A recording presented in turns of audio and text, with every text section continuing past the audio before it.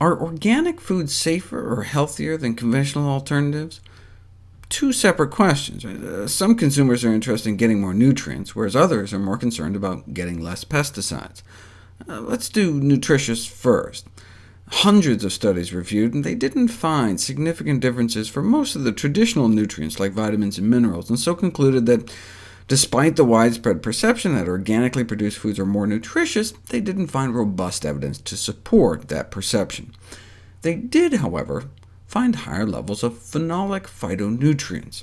These so-called secondary metabolites of plants are thought to be behind many of the benefits ascribed to eating fruits and vegetables, and organic fruits and vegetables have between 19 and 69% more of a variety of these antioxidant compounds.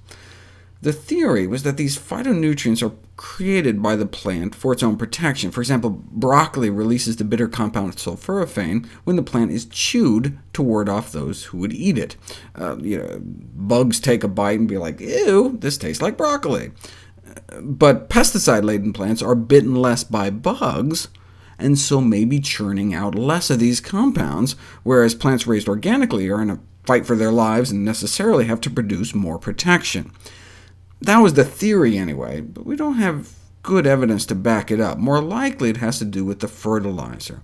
Plants given high-dose synthetic nitrogen fertilizers may divert more resources to growth rather than defense.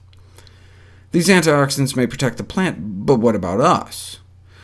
More antioxidant phytonutrients in organic vegetables, and so yes, more antioxidant activity, but also more anti-mutagenic activity. They exposed bacteria to a variety of mutagenic chemicals like benzopyrene, the polycyclic aromatic hydrocarbon found in barbecued meat, or IQ, the heterocyclic amine found in grilled, broiled, fried meats, as well as cigarette smoke.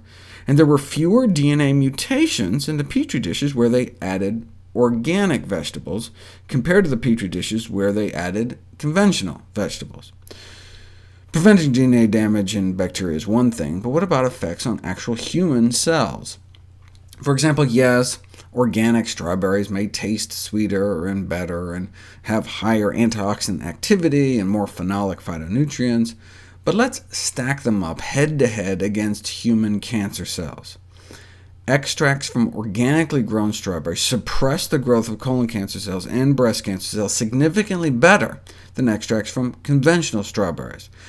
Now, this was dripping strawberries directly onto cancer cells and growing in a lab, but as we saw, there are real-life circumstances in which strawberries come in direct contact with cancerous and precancerous lesions, reversing the progression of esophageal cancer, and so presumably organic strawberries would work even better, but they weren't tested.